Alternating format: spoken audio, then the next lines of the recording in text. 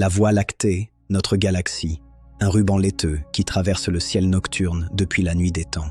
Depuis la Terre, elle ressemble à un voile de lumière, mais cette apparence trompeuse cache une réalité vertigineuse. La Voie lactée est une galaxie spirale barrée. Elle s'étend sur 100 000 années-lumière de diamètre. Elle contient entre 200 et 400 milliards d'étoiles. Chaque étoile est un soleil, parfois accompagné de planètes. Et au moins 100 milliards de planètes orbitent autour de ces étoiles. Acte 1. Notre galaxie, un monstre de chiffres. La Voie lactée appartient à la famille des galaxies spirales barrées. Elle est en forme de disque avec un renflement central. Le disque galactique a un diamètre d'environ 100 000 années-lumière. Son épaisseur n'est que de 1000 années-lumière. Le centre galactique se trouve à 26 100 années-lumière de la Terre, dans la constellation du Sagittaire. Notre système solaire est situé dans le bras d'Orion, une banlieue tranquille de la galaxie. Cette position excentrée est cruciale.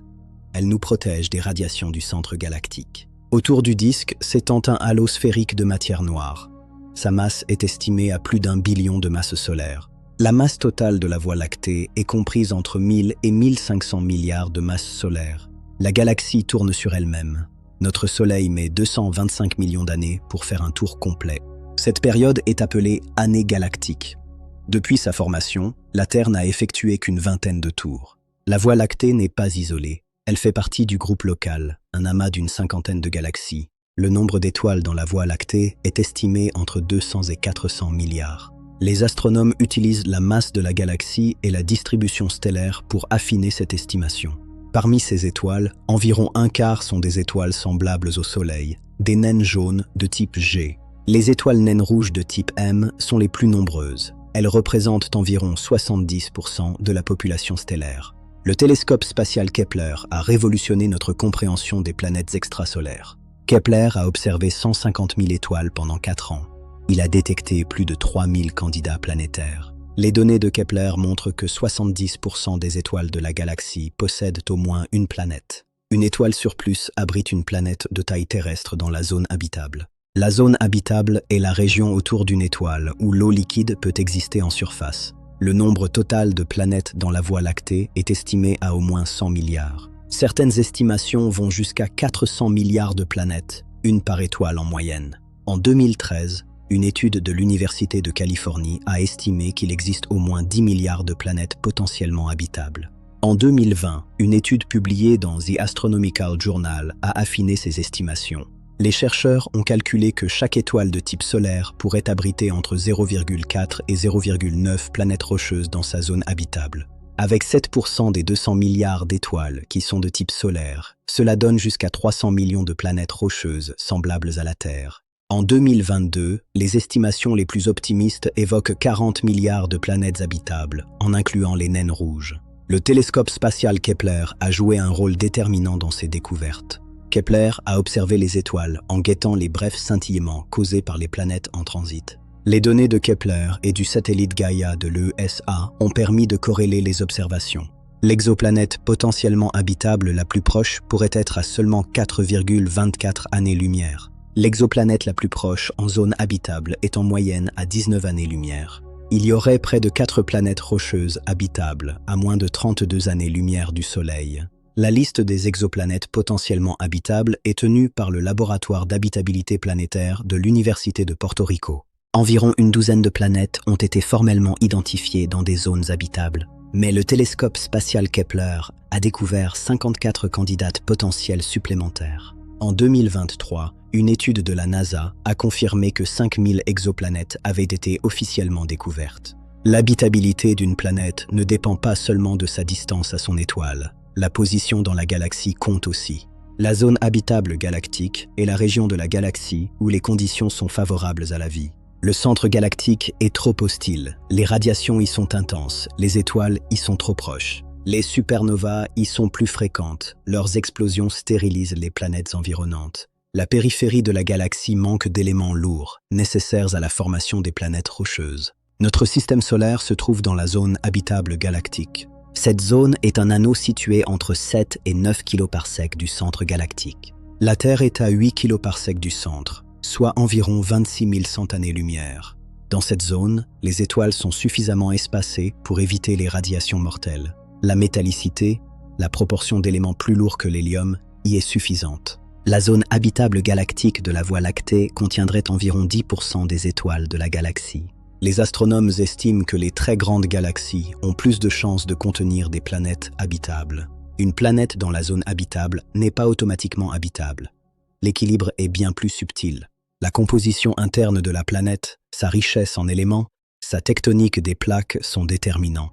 La présence d'une atmosphère protectrice est essentielle. Elle filtre les radiations et régule la température. Le champ magnétique protège la surface des particules chargées émises par l'étoile. La Lune joue un rôle stabilisateur pour la Terre. Elle limite l'oscillation de l'axe terrestre. Une planète trop massive retient une atmosphère trop dense. Une planète trop légère la perd. La distance à l'étoile doit être stable. Les orbites excentriques créent des variations climatiques extrêmes. L'activité de l'étoile est cruciale. Les éruptions solaires peuvent stériliser une planète. Les étoiles naines rouges, les plus nombreuses, sont sujettes à des éruptions violentes et fréquentes. La zone habitable des naines rouges est très proche de l'étoile. Les planètes y sont verrouillées par effet de marée.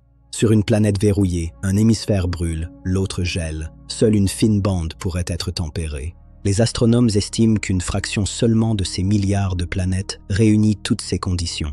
L'eau liquide est l'ingrédient fondamental de la vie telle que nous la connaissons.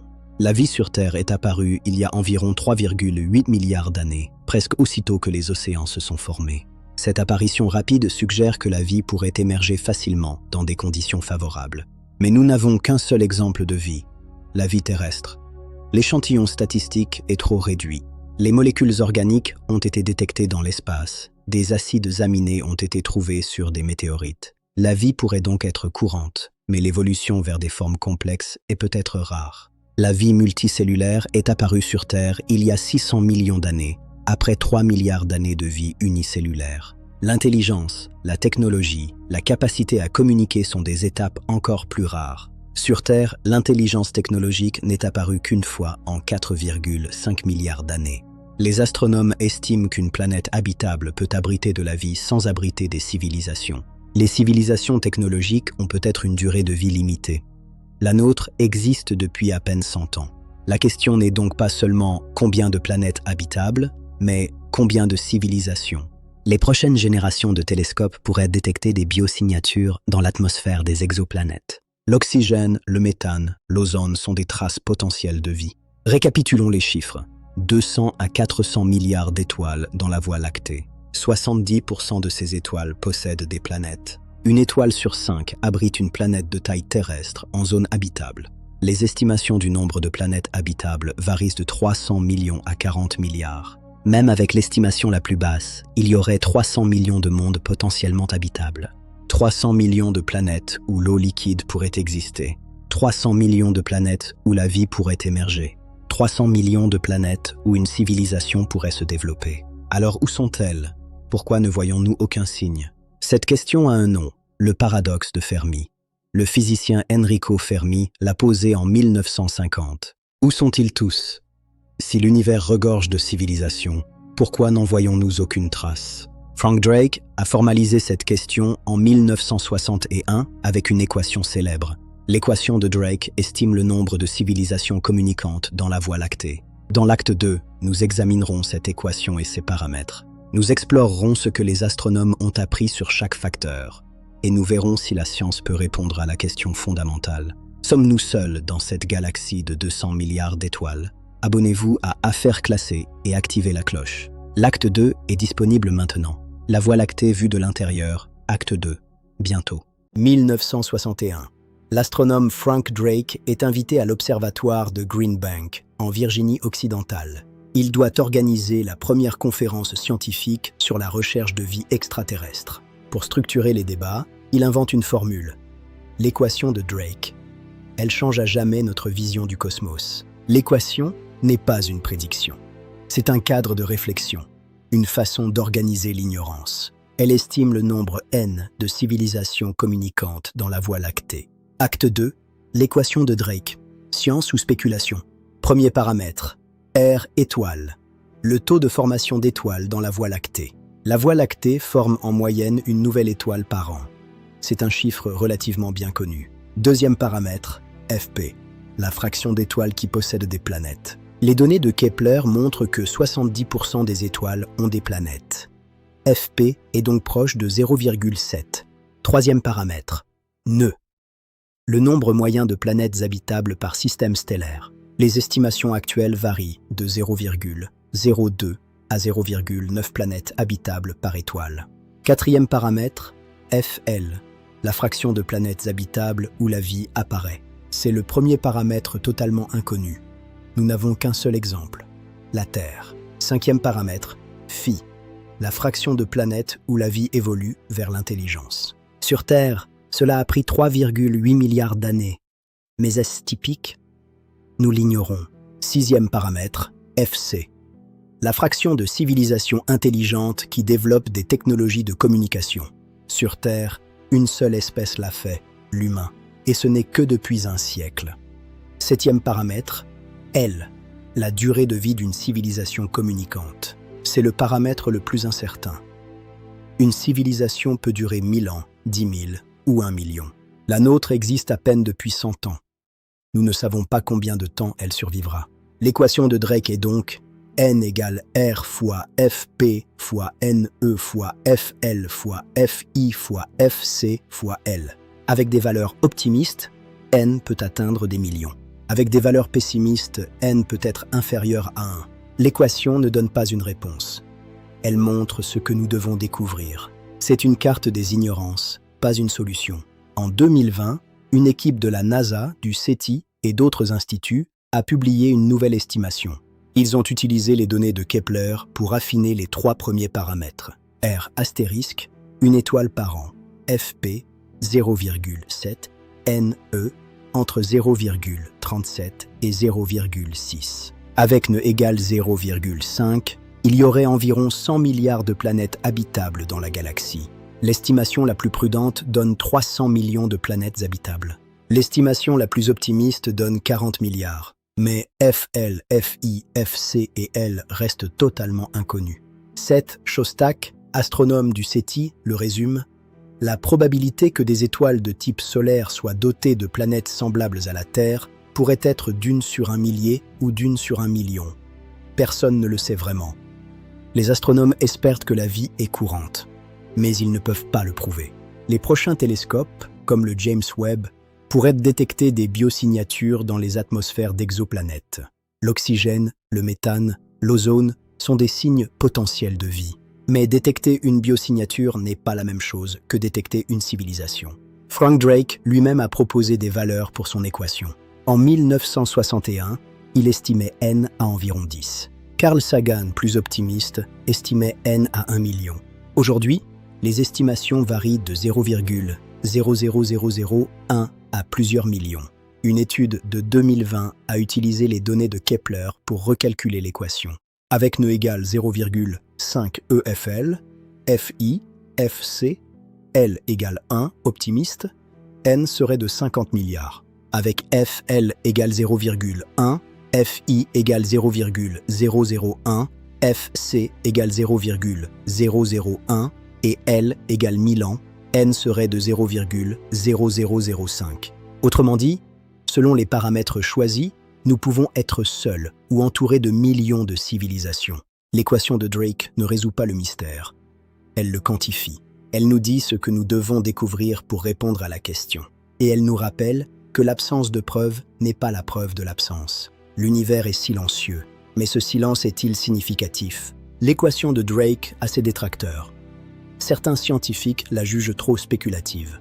Elle repose sur des paramètres que nous ne pouvons pas mesurer. Fl, Fi, Fc et L sont des inconnus purs. Nous n'avons aucun échantillon statistique. Avec un seul exemple de vie, toute estimation est hasardeuse. Certains proposent de remplacer l'équation de Drake par des approches bayésiennes. Ces approches intègrent notre ignorance de façon plus rigoureuse. Mais aucune méthode ne peut compenser l'absence de données. L'équation de Drake reste un outil pédagogique puissant. Elle structure notre réflexion. Elle nous force à admettre notre ignorance et à la quantifier. C'est peut-être sa plus grande valeur. Si l'équation de Drake donne un n élevé, une question se pose. Le paradoxe de Fermi. En 1950, le physicien Enrico Fermi s'interroge « Où sont-ils tous ?» Si la galaxie regorge de civilisations, pourquoi n'en voyons-nous aucune trace?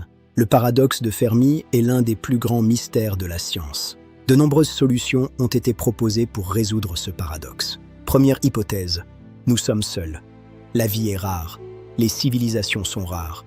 Deuxième hypothèse, les civilisations s'autodétruisent avant de pouvoir communiquer. Troisième hypothèse, les civilisations existent, mais nous ne savons pas les détecter. Quatrième hypothèse, les civilisations nous évitent délibérément. Cinquième hypothèse, nous sommes dans une simulation. Aucune autre civilisation n'est programmée. Sixième hypothèse, les civilisations avancent au-delà de notre compréhension et ne nous remarquent pas. Chaque hypothèse a ses partisans. Aucune n'a de preuves. Le paradoxe de Fermi reste non résolu. C'est une invitation à chercher. La recherche d'intelligence extraterrestre, le SETI, existe depuis 1960. Le projet SETI scrute les ondes radio depuis plus de 60 ans. Aucun signal artificiel n'a été détecté de façon concluante. Le signal « WOW » de 1977 reste une anomalie non confirmée. Les télescopes modernes, comme le radiotélescope FAST en Chine, poursuivent la recherche. Des milliers d'étoiles sont surveillées pour des signaux artificiels. L'écoute passive est complétée par la recherche active. Nous envoyons des messages. Le message d'Arecibo a été envoyé en 1974 vers l'amas globulaire M13. Il atteindra sa destination dans 25 000 ans. D'autres messages ont été envoyés vers des étoiles proches. La recherche de technosignatures, des traces de technologie, est une nouvelle approche. Les mégastructures, les panneaux solaires géants, les pollutions atmosphériques sont étudiées. Le télescope spatial James Webb peut détecter des signes de pollution industrielle. La recherche de vie extraterrestre n'a jamais été aussi avancée. Mais le silence persiste. La galaxie semble vide. Est-ce parce que nous sommes seuls ou parce que nous cherchons mal? La réponse déterminera notre place dans l'univers. L'équation de Drake a 60 ans. Elle a vieilli, mais n'a pas pris une ride. Les progrès de l'astronomie ont affiné certains de ses paramètres. Mais les plus importants restent des inconnus. La vie est-elle courante? L'intelligence est-elle rare? Les civilisations survivent-elles longtemps? Dans l'acte 3, nous examinerons les planètes qui pourraient abriter la vie. Nous visiterons les exoplanètes les plus prometteuses et nous verrons si l'une d'elles pourrait être une seconde Terre. Abonnez-vous à Affaires classées. L'acte 3 est disponible. La Voie lactée vue de l'intérieur. Acte 3, bientôt. Dans les actes précédents, nous avons découvert une galaxie de 200 milliards d'étoiles. Nous avons appris que des milliards de planètes orbitent dans la zone habitable. Dans cet acte 3, nous visitons les mondes les plus prometteurs. Ces planètes pourraient être des terres jumelles ou des enfers déguisés. Chaque découverte rapproche un peu plus la réponse à la question fondamentale. Acte 3. Les planètes qui pourraient nous accueillir. L'exoplanète la plus proche de la Terre est Proxima Centauri b. Elle orbite autour de l'étoile la plus proche. Proxima Centauri est à 4,24 années-lumière. Proxima Centauri b est une planète de taille terrestre dans la zone habitable. Mais son étoile est une naine rouge. Les éruptions solaires y sont fréquentes. Proxima Centauri b est probablement verrouillée par effet de marée. Un côté brûle, l'autre gèle. Les conditions de vie y sont incertaines, mais c'est notre voisin le plus proche. La deuxième exoplanète la plus proche est Barnard's Star B, à 6 années-lumière. Découverte en 2018, elle est également en zone habitable, mais son étoile est active. À 12 années-lumière se trouve Tau Ceti, une étoile semblable au Soleil. Tau Ceti possède au moins 4 planètes. 2 sont dans la zone habitable. Les planètes de Tau Ceti sont parmi les meilleures candidates pour la vie. Leur étoile est calme. Leur température pourrait permettre l'eau liquide. Tau Ceti est visible à l'œil nu. C'est une étoile proche et accessible. Mais nous ne savons pas si ces planètes ont une atmosphère. Nous ne savons pas si elles ont de l'eau. Kepler 186f est la première planète de taille terrestre confirmée en zone habitable. Découverte en 2014, elle orbite autour d'une naine rouge à 580 années-lumière. Kepler 186f est environ 10% plus grande que la Terre. Elle reçoit environ un tiers de l'énergie que la Terre reçoit du Soleil. Kepler 442b est considérée comme l'une des planètes les plus habitables jamais découvertes. Elle est à 1200 années-lumière. Elle orbite autour d'une étoile de type K, plus calme que le Soleil. Kepler 442b reçoit environ 70% de l'énergie solaire que reçoit la Terre. Sa zone habitable est stable. Les astronomes lui donnent un indice de similarité élevé. TRAPPIST-1 est un système exceptionnel. 7 planètes de taille terrestre autour d'une naine rouge. 3 de ces planètes sont dans la zone habitable. TRAPPIST-1 est à 40 années-lumière. C'est relativement proche. Les planètes de TRAPPIST-1 sont si proches de leur étoile que leurs orbites tiennent dans l'orbite de Mercure. Le télescope James Webb a étudié l'atmosphère de TRAPPIST-1e. Les résultats sont attendus. Gliese 581 est une candidate célèbre. Découverte en 2010, elle est à 20 années-lumière. Certains astronomes doutent de son existence. Le signal est faible. Gliese 581d, une autre planète du même système, est également en zone habitable. Les astronomes utilisent l'indice de similarité avec la Terre, IST, pour classer les exoplanètes. L'IST mesure la ressemblance entre une exoplanète et la Terre. Il prend en compte la masse, le rayon, la température, la densité. Une planète avec un IST de 1 serait une copie parfaite de la Terre. Aucune exoplanète n'a un IST de 1. Les meilleures candidates ont un IST de 0,8 à 0,9. L'IST est un outil de comparaison. Il ne garantit pas l'habitabilité. Teegardens Star B a un IST de 0,95. C'est l'une des plus proches de la Terre. Teegardens Star est à 12 années-lumière. C'est une naine rouge. La planète B reçoit une quantité d'énergie similaire à celle de la Terre. Une deuxième planète, Teegardens Star C, est également en zone habitable. TRAPPIST-1e a un IST de 0,86. C'est l'une des plus étudiées. Kepler 442b a un IST de 0,84. Elle est considérée comme très prometteuse. Proxima Centauri b a un IST de 0,84. Malgré les éruptions de son étoile, l'IST est un indicateur, pas une certitude. Une planète dans la zone habitable n'est pas forcément habitable. Nous ne savons pas si ces planètes ont une atmosphère. Nous ne savons pas si elles ont de l'eau liquide. Nous ne savons pas si elles ont un champ magnétique protecteur. Nous ne savons pas si leur composition interne est favorable. Nous ne savons pas si leur composition interne est favorable. Une planète peut avoir toutes les bonnes caractéristiques et être stérile. La vie est un phénomène complexe. Elle nécessite des conditions très précises. Les astronomes ne peuvent pas observer directement ces planètes. Elles sont trop petites et trop loin. Les prochains télescopes, comme le ELT ou le ABEX, pourraient en changer cela. Ils pourraient imager directement des exoplanètes et analyser leur atmosphère. La détection de biosignatures serait une révolution. Mais pour l'instant, nous ne savons pas. Nous avons des milliards de candidats et 0 confirmation de vie. Certaines exoplanètes pourraient être des mondes océans, entièrement recouvertes d'eau. Kepler 22b est l'une des premières découvertes. Elle est à 600 années-lumière. Sa taille est 2,4 fois celle de la Terre. Elle est probablement un monde océan. Les mondes océans pourraient abriter la vie, mais une vie aquatique, pas technologique. GJ 1214b est un autre monde océan potentiel, à 40 années-lumière. Son atmosphère est épaisse et vaporeuse, peut-être un monde de vapeur d'eau. Les mondes océans pourraient être très communs, plus que les terres sèches. Mais la vie sur un monde océan aurait du mal à développer une technologie. Pas de feu sans atmosphère sèche, pas de métallurgie sans feu. Les civilisations technologiques pourraient donc être rares, même si la vie est courante. Les super-terres sont des planètes rocheuses plus massives que la Terre, jusqu'à 10 fois sa masse. Kepler 452b est une super-terre. Elle orbite autour d'une étoile semblable au Soleil. Elle est à 1400 années-lumière. Son année dure 385 jours. Kepler 452b est parfois appelée la cousine de la Terre, mais elle est 60% plus grande que la Terre.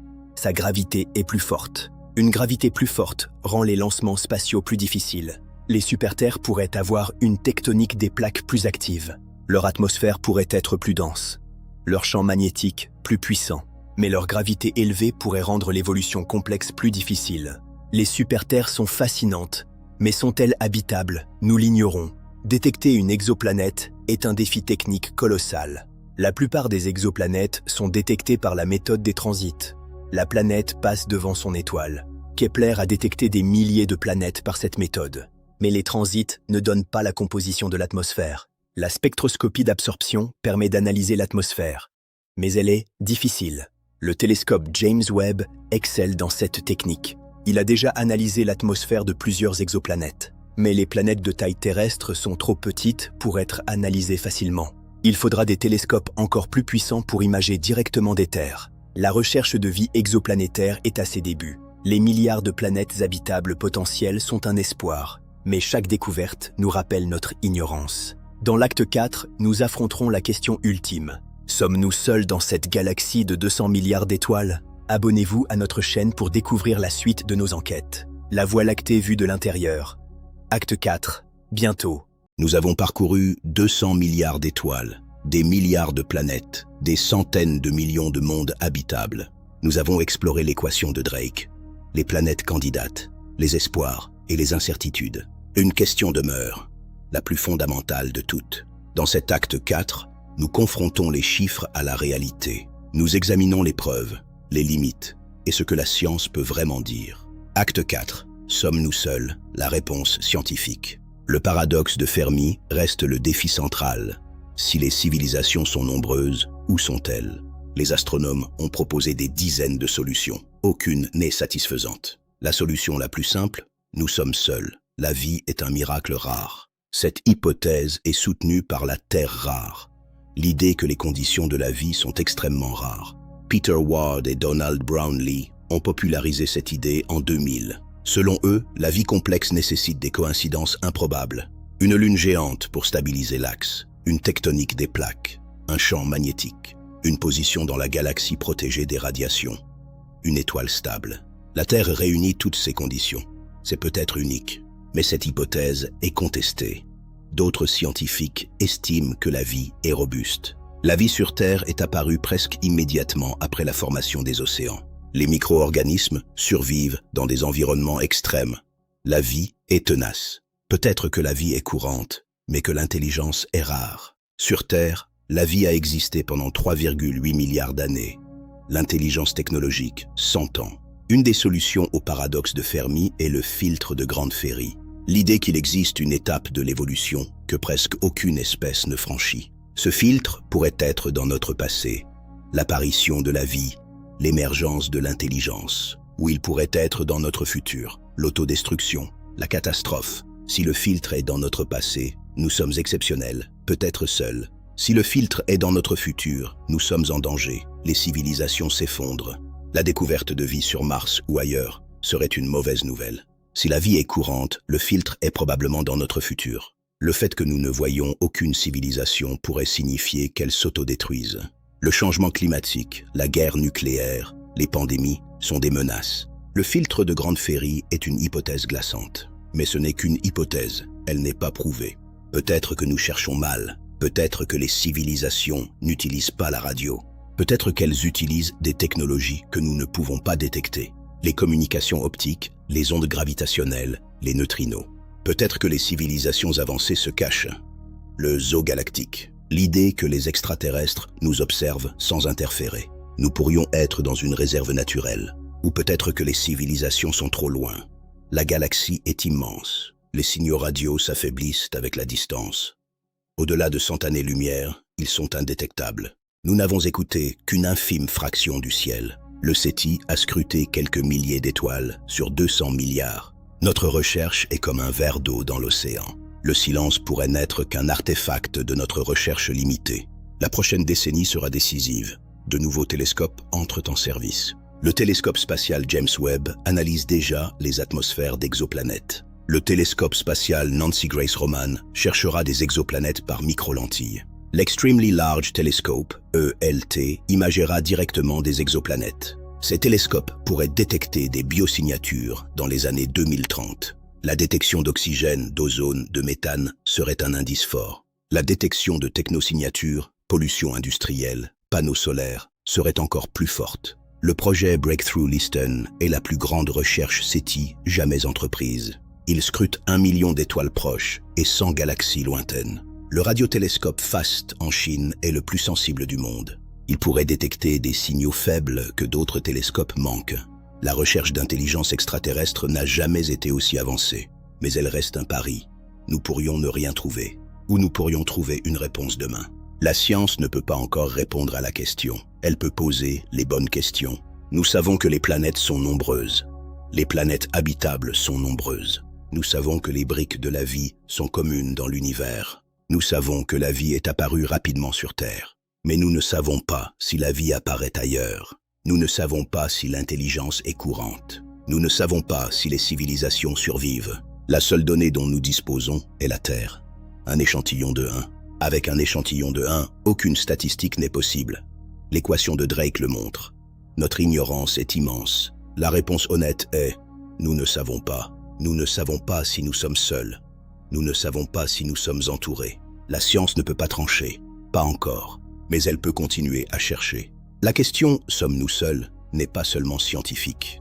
Elle est philosophique. Elle interroge notre place dans l'univers, notre signification. Si nous sommes seuls, la Terre est un miracle unique. Si nous ne sommes pas seuls, nous faisons partie d'une communauté cosmique. Les deux réponses ont des implications profondes. La découverte de vie extraterrestre serait la plus grande découverte de l'histoire. Elle changerait notre compréhension de la vie, de l'évolution, de nous-mêmes. Mais l'absence de découverte est aussi une découverte. Elle nous rappellerait la rareté et la valeur de la vie sur Terre. Elle nous inviterait à protéger notre unique foyer. La recherche d'intelligence extraterrestre est aussi une recherche de nous-mêmes. Elle nous force à réfléchir à ce que nous sommes et à ce que nous voulons devenir. Premier scénario, nous sommes seuls. La vie est un miracle unique. Deuxième scénario, la vie est courante, mais l'intelligence est rare. Troisième scénario, la vie et l'intelligence sont courantes, mais les civilisations s'autodétruisent. Quatrième scénario, les civilisations existent, mais sont silencieuses. Elles se cachent. Cinquième scénario, les civilisations existent, mais nous ne savons pas les détecter. Sixième scénario, les civilisations sont trop loin. Leurs signaux ne nous sont pas parvenus. Aucun de ces scénarios n'est prouvé. Tous sont possibles. La science continuera à chercher. Elle éliminera des scénarios un par un. Peut-être que dans 10 ans, dans 100 ans, nous aurons une réponse. Ou peut-être que la réponse restera à jamais hors de portée. La Voie lactée contient 200 à 400 milliards d'étoiles. 70% de ces étoiles ont des planètes. Des milliards de planètes habitables. Peut-être des millions de civilisations. Ou peut-être une seule, la nôtre. La réponse est encore inconnue, mais la question nous définit. La Voie lactée vue de l'intérieur. Fin.